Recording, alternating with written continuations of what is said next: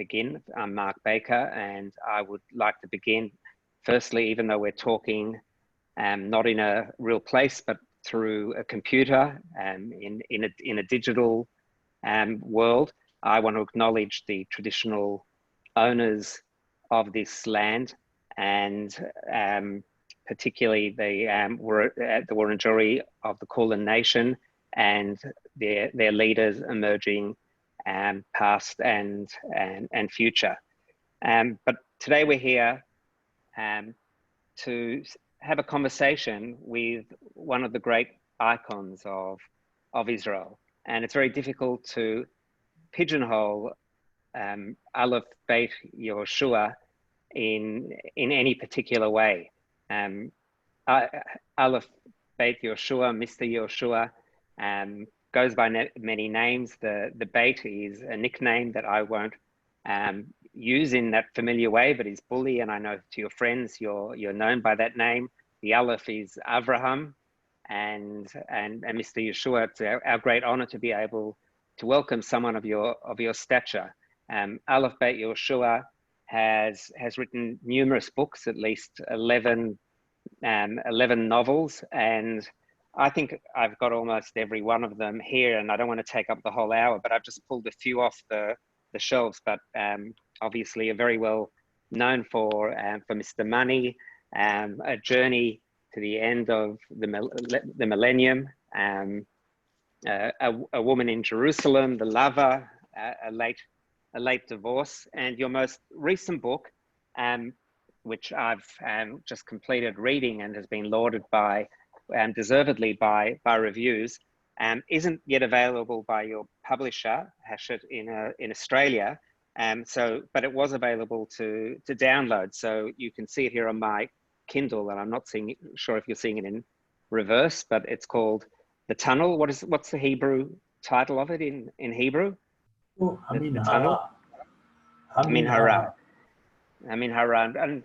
And so Aleph Beit Yehoshua has written at least 11 novels and has been the recipient of numerous prizes, the Bialik Prize, the Israel Prize, and is also the author of essays, several collections of short stories and non-fiction. And his influences are writers that are notable in his own writing, particularly in Amin Hara, in The Tunnel.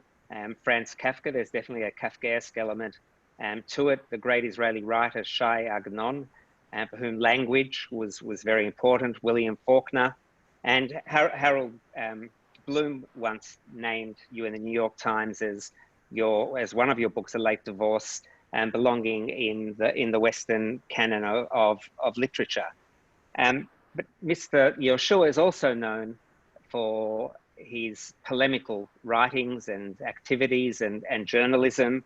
And over the next hour, I want to briefly touch upon Mr. Yeshua's work as a writer. But the purpose of this event, which is organized by the New Israel Fund, is to really talk about the more polemical side of Mr. Yehoshua. And that we presented you with an article that was written in Haaretz 2 weeks ago. But in this discussion, I'll want to go back to some of the threads that in your earlier writings that are linked to what you argue, and we'll try to dissect your views on what the annexation proposal promises to bring, what it means for the two-state solution, and your own perspective, which has changed from your writings 10 years ago, 5 years ago, and the present. So it really is my great honor to introduce one of the great figures of Israeli literature and creativity, writing and thinking. And so perhaps I might begin then by asking about these two sides of you, the writer of fiction, and most of your books deal with intimacy and relationships and divorce and a perspective on women particularly experiencing and widowhood, but they also often contain political elements that are set naturally within the country where you write. But you've written extensively and controversially about many polemical matters that we'll get into. So I'm interested to know how you divide those two roles. Do you sit down and say, I'm purely writing literature now and politics doesn't matter, and I've got another hat that I wear? Certainly not a yarmulke in your case, because you're known as a secularist. But how do you separate these two, or how do you bridge them? I have to say, and perhaps it would be astonishing to you to know, that Zionism was created by writers. Writers are the founders of Zionism. Who is Herzl? What is the profession of Herzl, if you would ask him? He was a writer, a playwright. And who is Ahad Ha'am? And who is Jabotinsky? Jabotinsky was writing novels. So there is something peculiar that the Zionist movement that was created in the middle, towards the end of the 19th centuries, were created by writers, Ahad Ha'am, Lillenblum, and others. Why writers had to start to put this part of Zionism more than leaders of communities and of course of rabbis? Because by their imagination, they saw better what is going to happen to the Jewish people and how to normalize this situation. Otherwise, there will be a catastrophe. I would not say that Herzl was previewing the Holocaust, but they were saying we have to normalize the Jewish situation by making him back to a land, to a homeland, and to take responsibility on all the components of his life. Not anymore the Jew is everywhere. Australia, South Africa, England, Argentina, the Jew everywhere and nowhere. The Jew must have a place of himself in which he will take the total responsibility. And they saw in this act something moral. So it was not by chance that writers after Herzl and Ahad Ha'am and Jabotinsky and others, like also the writers of the generation of the War of Independence, like Guri, like Bartov, like Izhar, and also my generation. Perhaps we are the last one, Amos Oz, Appelfeld, and also Izhar, and others were continuing this tradition. And I have to say that the Israeli public, and not only the Israeli public, even you in Australia, even you don't agree with our ideas and you have dispute with us, you have respect and you want to hear us. And this was also in Israel until now, when the majority of Israeli public is hawkish, is on the right. Still, you will see the people in Israel wanting to hear what the writers are saying. In this sense, the combination is natural because in life, politics is existing. If not, you cannot separate and you say, this is only, now, for example, I will take now the example of Faulkner. You see now what is happening in America about the black issue and what the riots and things like that. But you will see the roots of all this conflict in the books of Faulkner that were written in the midst of the 20th century, in the 30s and the 40s. How much he was already perceiving the problem of the black and the white and the conflict that will come. So literature is reflecting life, and politics and problems of morality and problems of diversity between sects and between communities are part of life, and we are there. Right. So it's interesting that when I asked you whether or not you separate the literary side from the polemical side, that that you began to talk about Zionism as a movement that was created by writers, and in effect started to raise some of the issues that I'm going to get into with you, the polemical side of you. But I do know that in your books, and we're not going to be having a literary discussion here, I think if I asked everyone who is listening in on this conversation to nominate their favorite Aleph Bet Yehoshua book, we'd spend the rest of the time doing that. But I'm interested, though, that as a writer, whether or not you feel that an obligation to address the politics. And having just read the Tunnel, I don't know if there are other people there who have read it.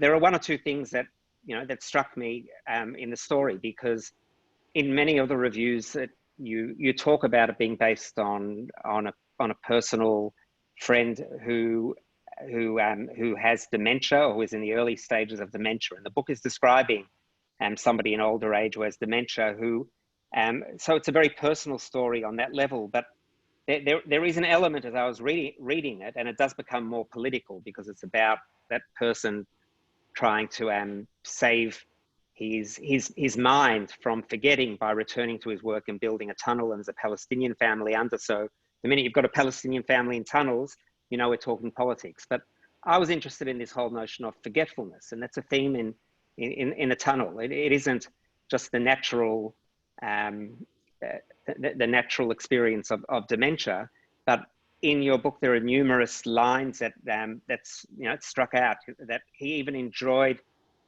forgetting. Or I've got a line: as the settlement expanded and the stone wall grew so high as to erase, in other words, to forget, the name of the Palestinian village from Jewish memory, there was no need to preserve, even in the archive, an audacious plan to resurrect an ancient dirt road. And I began here by acknowledgement, what's called acknowledgement to country, which is acknowledging the First Nation people here. And it's clearly a very different situation in Israel. But I'm interested to know how you responded to that acknowledgement, and also whether your books can escape politics, whether you feel an obligation or it just seeps in a very natural way, because Israel is an unresolved political experience. You're shaking your head. So that means we're going to have an argument. It's good. I have to say that in this book, in the Tunnel, the dementia is one of the subjects, and it was done according to a friend of mine, a writer, a very dear friend of Amos Oz and myself, who had dementia. And little by little, we could follow. He was a really wonderful person, Yehoshua Knaz, a wonderful writer, and we could follow the process of it. So this was the personal aspect in this book that I was following and trying to describe. But I will say something that is perhaps a little bit harsh. We have too much memory. We have to stop to dig all the time with memory. We and the Palestinians. Again, the Holocaust. Again, returning to the Holocaust. And the Palestinians also about their Nakba, about their returning to their village, about their homes. Too much memory that is on the account of seeing the future and calculating how to deal with the future. The memory is becoming a burden, and I would say even an obstacle to the solution.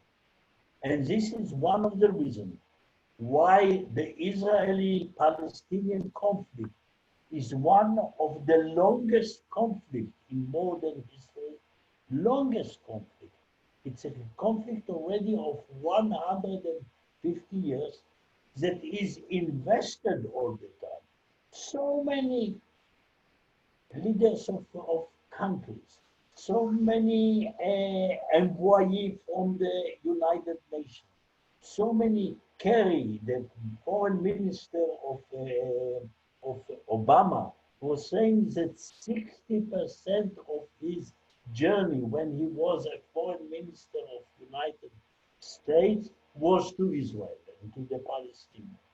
So how much effort is invested in this conflict, and still it is not resolved? It's one of the conflicts. You see, we had war with Egypt, finished. We have a peace with Egypt for about more than 40 years, and it stands very firmly. Also with Jordan. And with the Palestinian, it is repeated and repeated, and it doesn't finish. And now we have, perhaps we are going to a new crisis with the plan of Netanyahu to do annexation. What is in this conflict that is so steady, so stubborn? Why it is?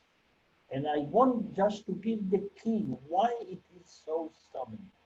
Because it is a unique conflict upon the whole territory.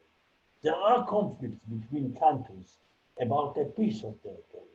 There were so many wars and problems about piece of territory, but there was not a conflict about the whole territory, about the whole Palestine.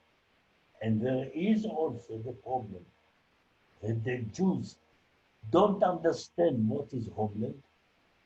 Jews don't understand what is homeland, and the Palestinians don't understand what is homeland and put home instead of homeland. The Jews can be everywhere and nowhere, and so it was the starting of this problem in the Middle East, and especially in Palestine, was starting by the fact that the Jews, after the Six Day War, started to put settlement in the West Bank. And all the West Bank is only 22% of Palestine. This is what remained for the Palestinians. So the 67 borders is contain 78% of Palestine. So the Jews did not will satisfy the put settlement. And the settlements avoid now any solution. And the Palestinian, and I want to say, the Palestinian, repeat again, sitting in refugee camps, 10 kilometers from their original homes, and stay in stubbornness to say we are refugee. We are refugee in our own land, 10 kilometers from our original home. And they don't speak about homeland.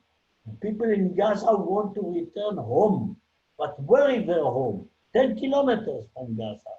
So they are in rotten refugee camps and say, we want to return home.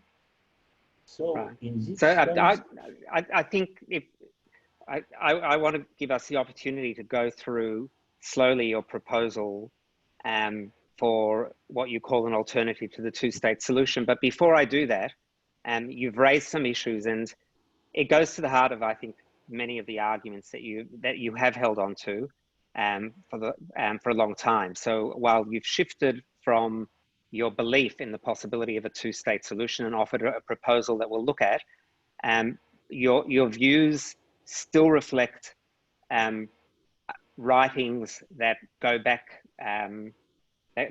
a long time. And in particular, I think when it came to the fore, but although it preceded that, was in 2006. And it's interesting that the arguments you raised then are still arguments that you insert inside an article that purports to offer, that offers an alternative to the two-state solution. It's the argument about homeland and Jews. So I've got here just the cover of a report that was done, so known as the Aleph Beit Yehoshua controversy. So controversy is a word that often follows you, but in the positive sense. And you started off by saying that we have a surplus of memory, that we have too much memory. And I don't want to speak for Palestinian memory. I want to focus in on Jewish memory. So you've on the one hand, argued there is too much Holocaust memory, yet one of the main themes running through your writing, and there are two or three that I think are very important for listeners to understand before we talk about the specifics of your plan, is this question of anti-Semitism and the Holocaust. Because one of the things you're known for saying, and you started talking about it here, is that you subscribe to the view that anti-Semitism is an eternal phenomenon. It's very much like the classic Zionism of Pinsker from 1881 in his pamphlet Auto-Emancipation. But you subscribe to the view that not only is anti-Semitism eternal, it's a product of Jews having a peculiar, unique kind of sense of nationalism where they have no territory. And not only do Jews recognize that they are passengers, as you say, with suitcases going from country to country, but their so-called hosts also recognize that. And as a result, that creates fear. And the more controversial part of what you say is that the Holocaust is therefore an inevitable outcome of that. It might have happened in the Middle Ages, you write. You say that explicitly, but it was inevitably written into history that the Holocaust would happen. And therefore, and I don't want to take up too much time, therefore your argument is that as a result, Jews didn't see the writing on the wall that was there over the centuries. They said next year in Jerusalem, but never acted on it. And when the opportunity arose, they didn't go. And therefore the Holocaust, not that the Jews are responsible, but the Holocaust is a failure of what you earlier called the Jewish imagination, that only writers, certain writers like Jabotinsky could see it. So you emphasize very much the Holocaust as a running thread. It's central to your notion of attachment to the land. And I want to ask how you reconcile what you're saying. On the one hand, we should forget. On the other hand, it lies at the very core of your arguments about why Jews have failed to recognize that they belong in Israel and that they are just existing in Australia or America at the goodwill of their hosts. The problem of the anti-Semitism is an eternal. Anti-Semitism was started also already in the ancient world, before Christianity. And the Jews had recognized and saying, we faith in the Haggadah of Pesach, Bechol dor vador omdim aleinu lechalutenu. This is what we say every Pesach in the Seder, saying we admit that all the time non-Jews are trying to destroy us, and God save us. Is it right or not? So the questions of the anti-Semitism is a vital questions of the Jewish existence among nations. Without a land and without responsibility and without an identity, a common identity. And this was arousing the most dreadful, terrible imagination on the Jews and projection on the Jews. And the way in which Zionism was started from the beginning. And Jabotinsky was saying it very clearly. If you will not destroy diaspora or exile will destroy you. This was the warning of Jabotinsky, the leader of the right wing. And people were saying, Jews, be careful. You cannot repair anti-Semitism. It is built in this kind of, I would say, illness relationship between the Jew and his environment. The non-Jews can project on the Jew many things that are not true, but they can lead to hostile and to murderer conception. So I don't want now to enter to the question. Zionism was started in order not to change the non-Jew, but to change the Jew. We wanted to change the Jew and say the Jew will have his own environment, his own homeland, his own identity, his own language, is all responsibility to everything around. This is Israel. And we are calling you in Australia, in France, in every place, come to join us. Take the full responsibility of your identity. And this was the question of this debate that I was doing with the American Jewish Committee on 2006, when I said to them, you are partial Jews. I am a total Jew. Everything around me I'm responsible. I'm responsible to the roads, I'm responsible to the economy, I'm responsible to everything, and I am under the control, under the domination of the Jew. The Jew can send me to prison, the Jew can send me to war, the Jew can send me to protected settlements that I don't want. This is a total identity like in other countries, like in everywhere. So the Zionism did not blame anti-Semitism. They say we have to separate ourselves from this illness of relationship between us and the, and this is the reason why after only about Zionism was started in the beginning of the 20th century, after 100 years, more than half of the Jewish people are in Israel. More than half of the Jewish people. It means when we were saying next year in Jerusalem, we didn't just say a sentence that did not mean anything, just say as an empty sentence. We say a sentence we meant it. Next year in Jerusalem. And this is what happened. In 100 years, half of the Jewish people is in Israel. There you go.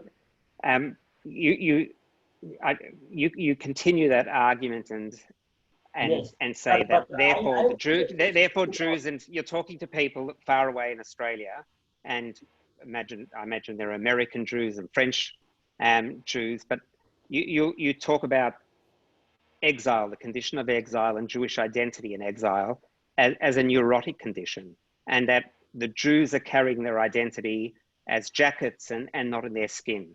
And I think there are many ways one might challenge that.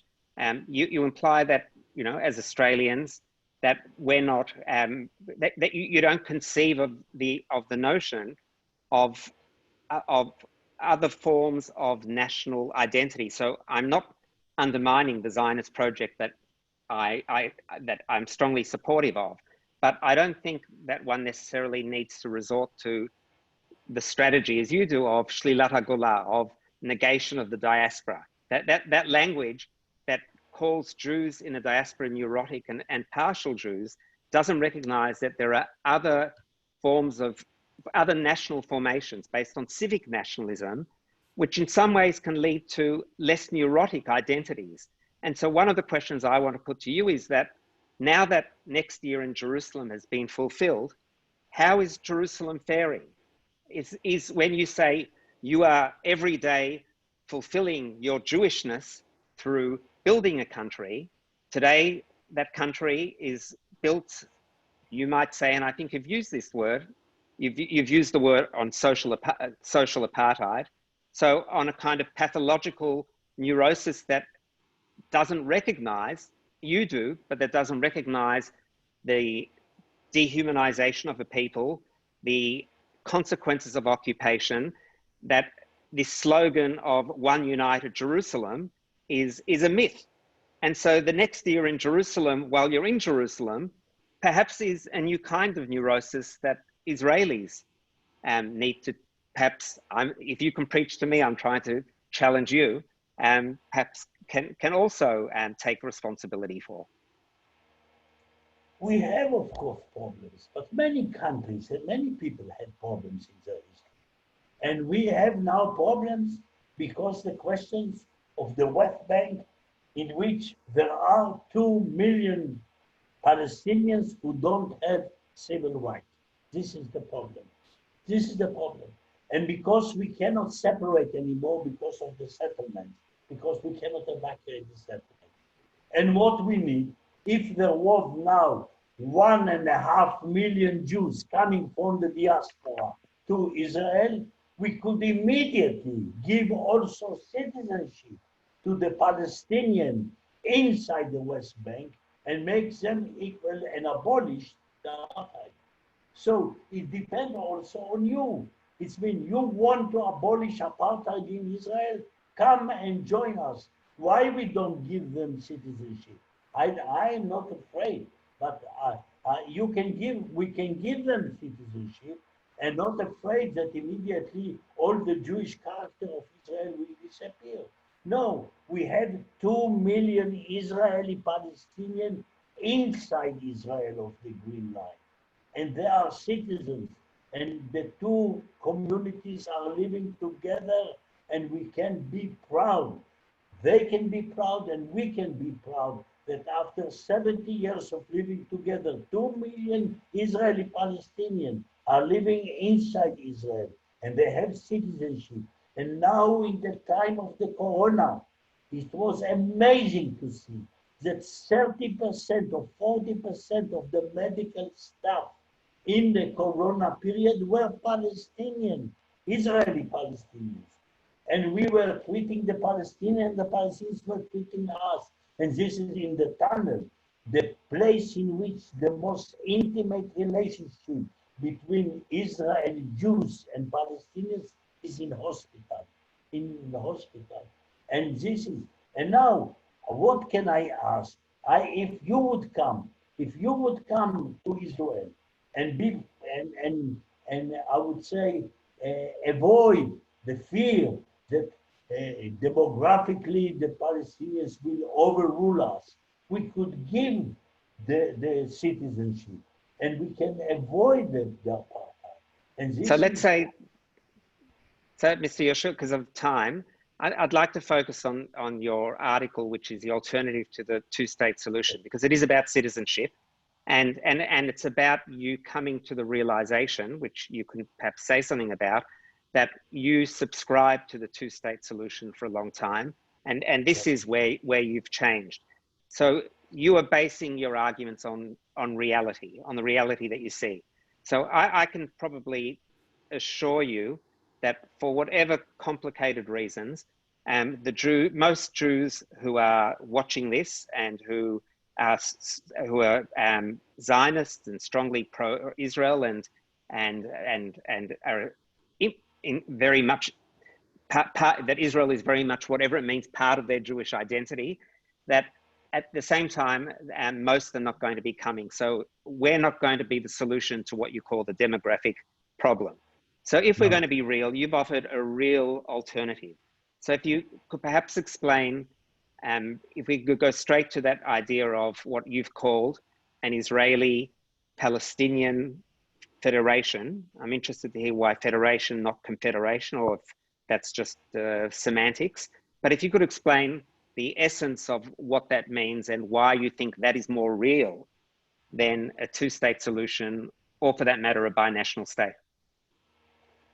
You can believe me that a person who believed from the beginning, from 67, in the solution of two states, and I was one of the first that was all the time partisan of this solution. And when I said to my friends, and I had an argument with my late Amos Oz, who was close to me, and I said to him, Amos, it will not work anymore. You cannot expect that this will work. So what is my solution?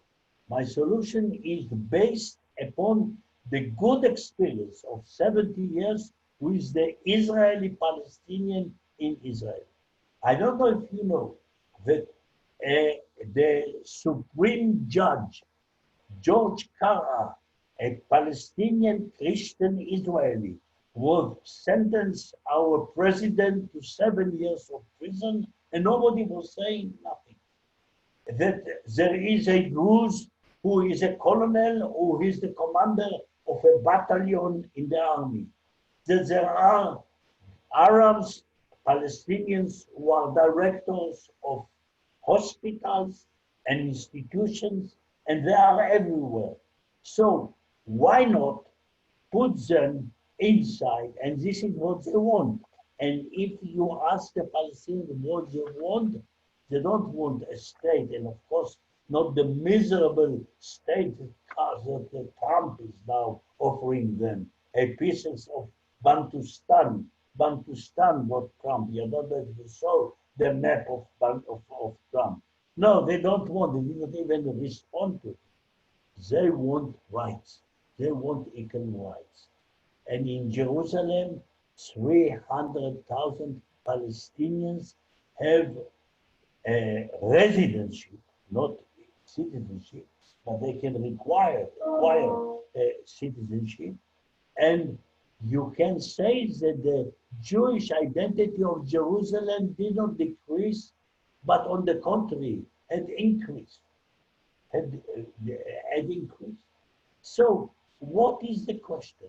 We have to separate the religion from nationality, as it is existing in every country in the world.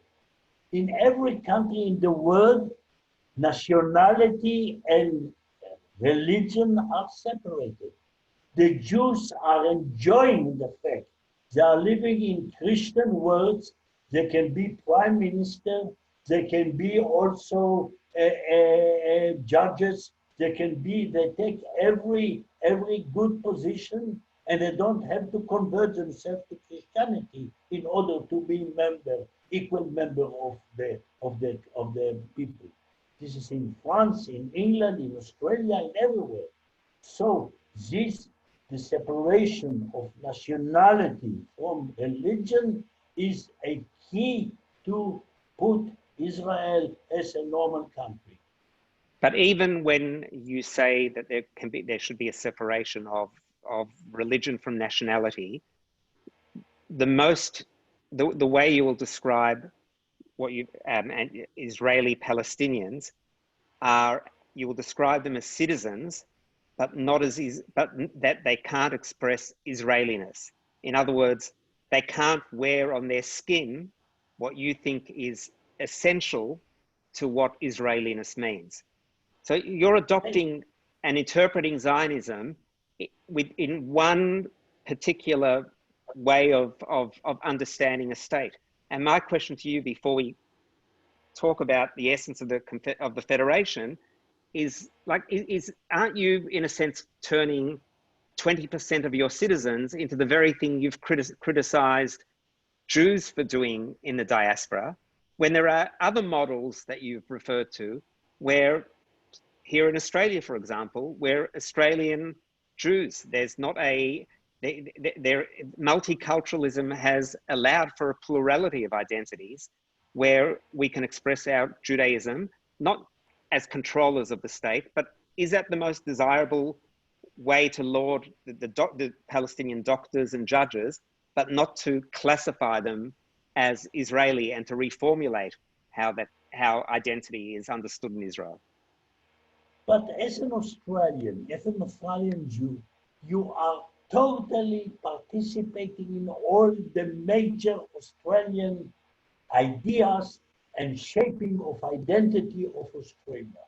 You can be a prime minister of Australia, and you can create and shape the Australian identity, who is all the time in process, like in other countries. So what is the problem if a Palestinian will do it? A Palestinian can be a foreign minister. Why not?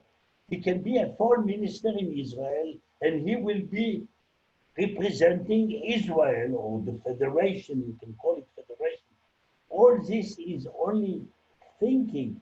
It is in process. It is a hard and very complicated way to do.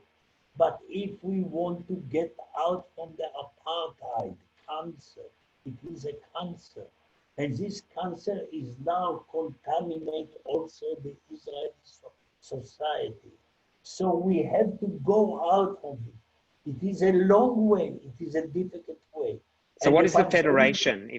Can you explain the federation to our listeners? What you mean by an Israeli-Palestinian federation? But federation, I was thinking that we can have to change the regime from a parliamentary to a presidential, and we have to divide the country into area, to cantons like this. more or less adapt the system of America of two houses in order to avoid especially the fear of the Israelis from the demographic problem. I don't say we have to accept the law of return of the return of the refugees. No, we cannot, because immediately there will be 3 million of Palestinians. There will be two states. 3 million Palestinians will come to the small Palestinian state. So I don't say that the Palestinians will agree to what we say. It is a one-side proposition by giving to the Palestinian rights. I don't say they will be satisfied. They have many claims, but we will give them the rights. You want to take your rights, the civil rights? We have done it in 48 after the War of Independence. There was about 180,000 Palestinians inside Israel of the 67 borders. We gave them rights. They came to the parliament and they start to integrate themselves, give also their identity as part of the identity of Israel. So is your federation therefore a version of annexation, but where you integrate all the Palestinians as part of a joint federation where they have representation and equal rights? And if so, which territory does that cover? Where does it leave Gaza? Gaza will be a part. Gaza is a part. Gaza won't free. Why is Gaza, this is the terrible disappointed that we had pulled out from Gaza, and instead of building Gaza, they start to shoot, they start to dig tunnels. This is what they have done. So I don't think about Gaza. I think about how can you avoid thinking about Gaza when you're trying to address Palestinian national identity? So you'll call the Israeli Arab minority Palestinian Israelis. Sharon and others have deliberately fragmented Palestinian identity. Why is it that you're just prepared to say that let's leave Gaza aside as, you know, under blockade, under Israeli control without boots on the ground, and just offer annexation with equal rights? So you're different, obviously. You're the opposite of Bibi, I understand. But why not then take annexation and fight for civil liberties and equal rights? Maybe that's real. I'm Mark.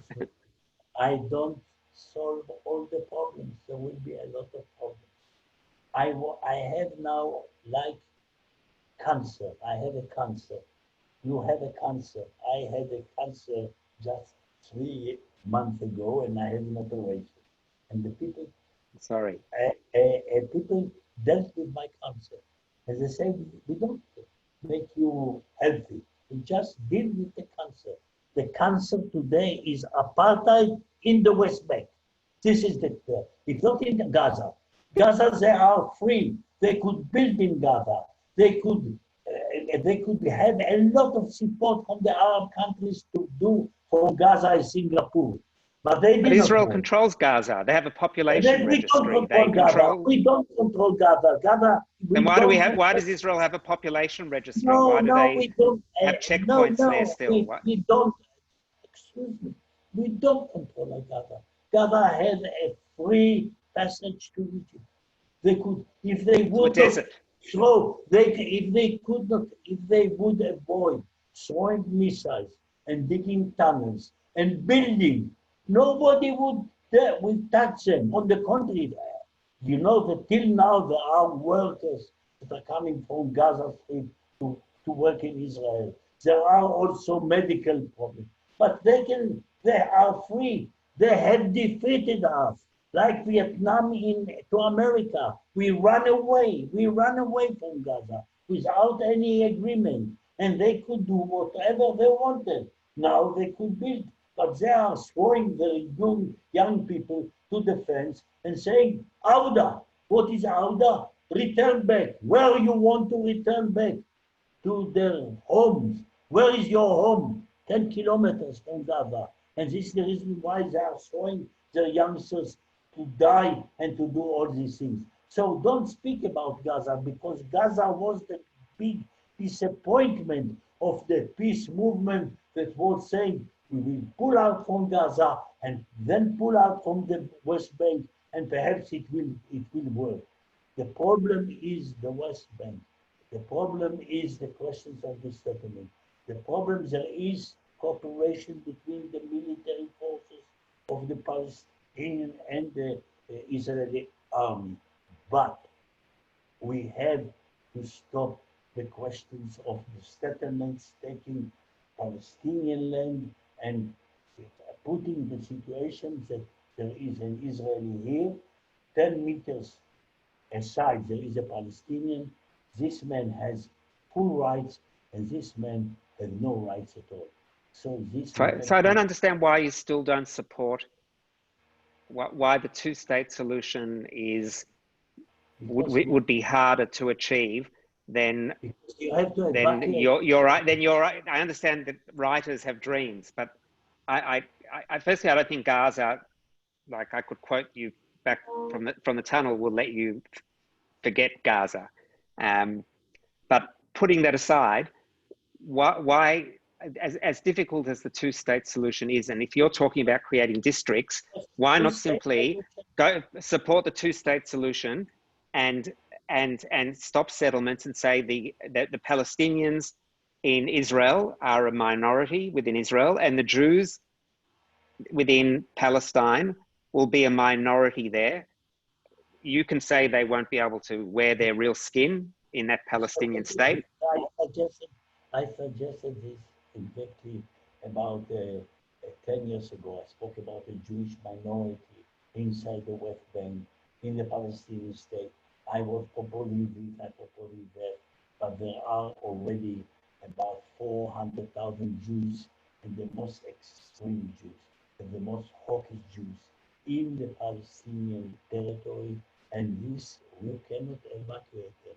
If you could evacuate them, I will be happy and I will go around you. I was saying in the end of the article, if someone will bring me a solution of two-state solution that I believe for 50 years, I will go after him in water and fire. I will go, I will do it. The problem is that we don't see any progress to this. We saw, on the contrary, we are throwing a decline of the solution. So in the meantime, the apartheid is digging more and more deep in the Israeli society. I understand and I agree, but what I want to just challenge you on in our discussion is whether or not the water is higher and the fire hotter, proposing a federation that will be based on a total overhaul of a parliamentary system. I'm not like, I know that sort of a political imagination and moral imagination is something that has to lead people, but why do you see that as something in the realm of possibility more than dealing with a two-state solution? And I also find it interesting that you see the real threat coming from settlers. And I go back again to my initial thing that when you talk about a kind of neurosis and you put that on diaspora Jews, I'm not sure where that you also don't have to take ownership of a political neurosis that has overtaken Israel for 50 years and is now sowing the consequences of that. We have done a mistake by entering into the West Bank with settlement. If there was not settlement there, we entered with settlements in Sinai, and then Saddam was doing the war, and then we pulled out the settlement. Now we pull out the settlements that Sharon was putting in the Gaza Strip, we pull out. Now it will be difficult, especially it will be difficult to divide Jerusalem into two capitals. It will be impossible to do. So I just propose one idea how to go. If there is someone who is saying, I will propose another idea, I will go with him. I am calling people to propose ideas, but there is only one thing that preoccupies me, and this is the question of the humanity of Israel. And this is what I say, the problem of apartheid that is digging its roots very deep in the society of Israel and becoming already a kind of a natural thing. And you see now what is going in America. You see how the demonstration, how the questions of the blacks is totally a different question. I don't compare what is going in America with what is going in Israel. But you can understand that one day this kind of revolution, this kind of anger will come and try to break the society with the questions of apartheid. So this is what I propose. This is for my children. I have my children, I have my grandchildren. I have to worry about their future. I wish that I could continue this, this discussion with you, because it feels like such a privilege to talk to you. What I really hope is that we, get to read another book. Firstly, everyone should buy The Tunnel and read that. It will be out in Australia in the next month, or you can download it already on a Kindle. But I hope that we still see you writing prolifically literature and political literature and polemics, and that you continue to play that role that you've played in Israel, that really generates discussion, passion, and new ideas that I think are very challenging for us all. So thank you, and I also wish you good health, and I'm going to hand over to Liam Petroi, the director of the New Israel Fund, and hopefully we'll hear him. Thank you, Mark, and thank you so much to AB Yehoshua for leading us through what was really a fabulous conversation. We had almost 400 people join us tonight on this call, and it's great that we can obviously keep coming together even in the middle of these Corona times and have a discussion, like I said, with one of the literary greats of Israeli history in AB Yehoshua, and it was wonderful to hear his views and his philosophies and to have them teased out by one of Australian Jewish community's great products, Dr. Mark Baker. Was really wonderful. The vibrancy, I think, of the discussion shows how important it is for us to grapple honestly with some of the most difficult questions that we hear coming out of Israel today. And that's why it leads us to the real tachlis that is NIF, which is our work on the ground and the funding that we give to dozens of organizations in partnership with Jewish communities around the world, in the United States, in the United Kingdom, Canada, Switzerland, and elsewhere, as well, of course, with Israelis themselves who are investing in their own civil society in record numbers. We've given more than $400 million over the last 40 years since NIF was founded to these projects. And I'd like to invite you now as well to join the NIF community, be part of the best way forward towards an equal and democratic future for Israelis and Palestinians. The work that we give to Israeli nonprofits supports Palestinians in the West Bank who are seeing settlements take over their lands, help Ethiopians in Israel combat racial profiling and police violence, and also works, of course, with LGBT Israelis, Israelis with a disability, Israelis who have experienced racism, who can't get access to water or electricity. This is the important work that we do in order to help Israel uphold the values of its Declaration of Independence. So I'd welcome you, I'd invite you please to give generously before the end of the financial year. You can see the link now in your chat, and as you leave the webinar, you'll also be taken to a donation page. Thank you so much again to both Mark and Aleph Bet Yehoshua for joining us tonight. Wish you all good health and safety and a wonderful end to your evening as well. So thank you again for everyone for joining us. Thank you. Next year. Thank you.